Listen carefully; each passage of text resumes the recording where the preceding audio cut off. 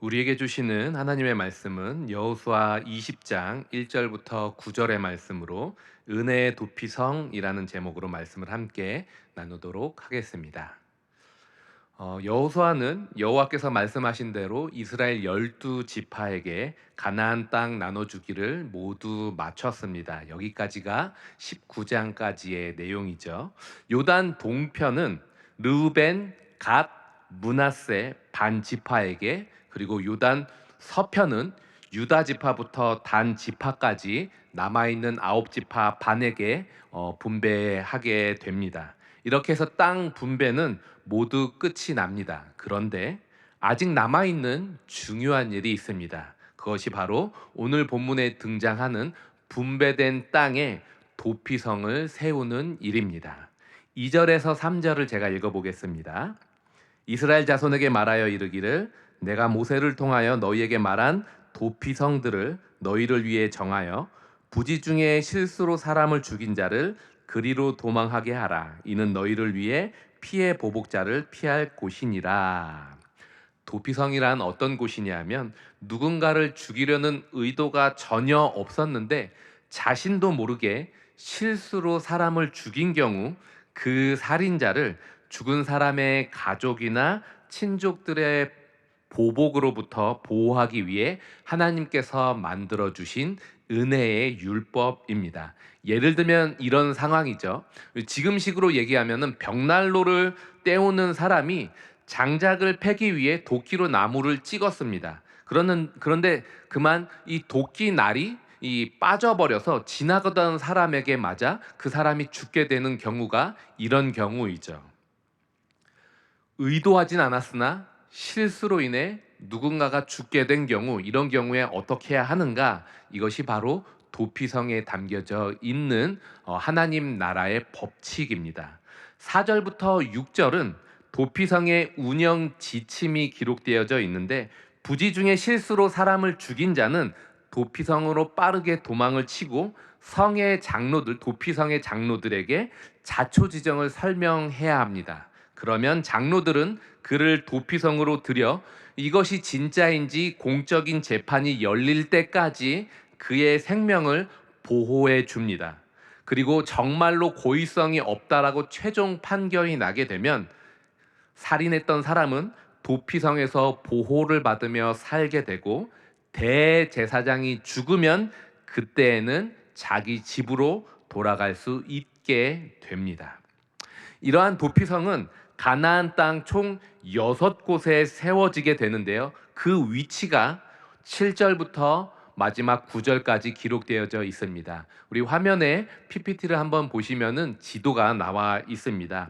도피성은 하나님께서 출애굽기, 그리고 민수기, 신명기, 여호수아서를 통해 무려 5번이나 말씀하실 만큼 매우 중요한 제도입니다.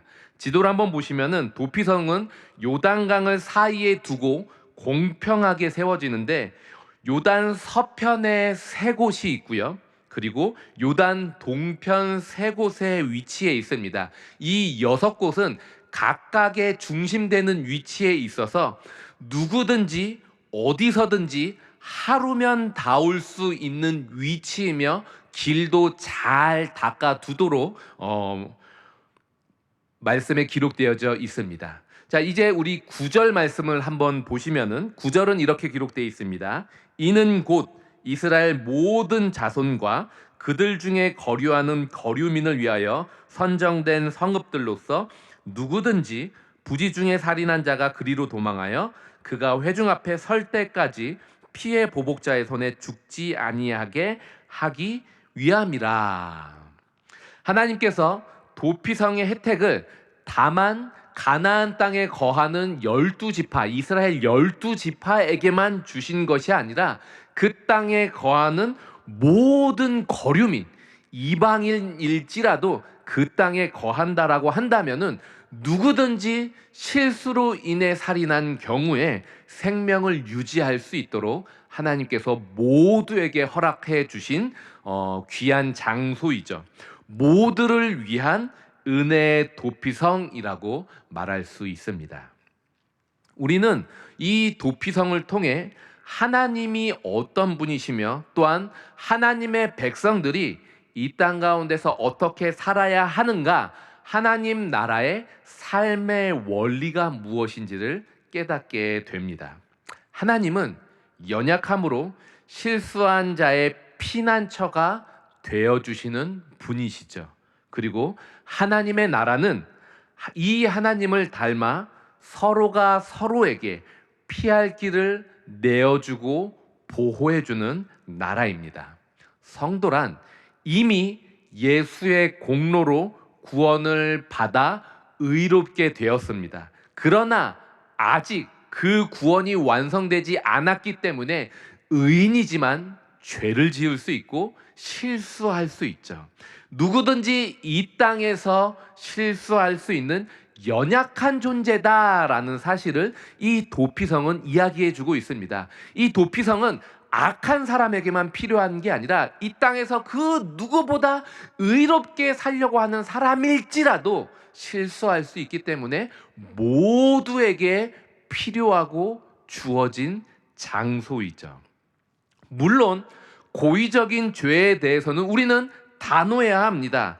단호하게 죄에 대해 처벌함으로 죄가 우리의 삶 한복판에서 판을 치지 않도록, 거룩과 공의가 우리의 삶의 영역에서 훼손되지 않도록 우리는 이 죄와 싸워야 합니다.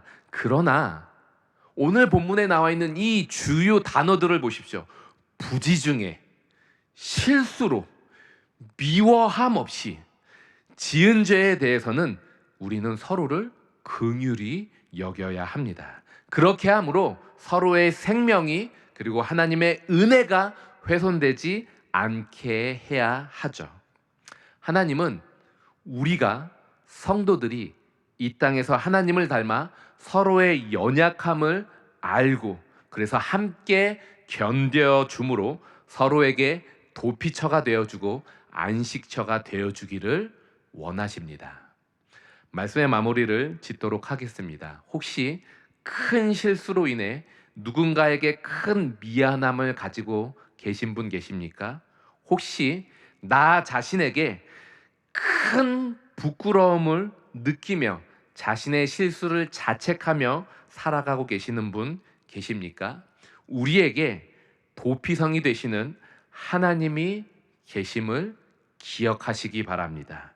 그분께 나아가 그분의 귀에 나의 사정을 말하면 은혜가 풍성하신 하나님은 들으시고 긍휼히 여기사 우리에게 피할 길을 내어주시고 생명의 길이 회복되도록 우리의 삶 가운데 함께하여 주실 것입니다. 또한 교회는 하나님이 이 땅에 세우신 하나님의 도피성임을 기억하시기 바랍니다. 실수로 인해 신음하는 연약한 이들이 바로 우리 교회를 통해 하나님의 위로와 피할 길을 경험할 수 있도록 온 성도가 함께 은혜로운 교회를 세워가길 소망합니다. 마지막으로 우리 모두가 하나님이 각처에 세우신 하나님의 도피성임을 기억하시기 바랍니다. 우리는 설 명절의 마지막 날을 보내고 있습니다. 설 명절 동안 우리 가족들이 우리의 말과 눈빛을 통해 혹시 숨통 막혀 하고 있진 않는가 돌아보고 그러지 않았으면 좋겠습니다. 답답한 현실 가운데서도 가족 간에 함께 만나 서로 이야기를 하고 우리의 얼굴을 봄을 통해 그들의 가족들의 얼굴에 미소가 회복되고 또한 우리의 대화를 통해 피할 길을 발견하고 잃어버렸던 삶에 대한 소망과 기대를 회복하게 되는 은혜로운 명절, 은혜의 도피성으로 살아가게 되시기를 주님의 이름으로 축원합니다.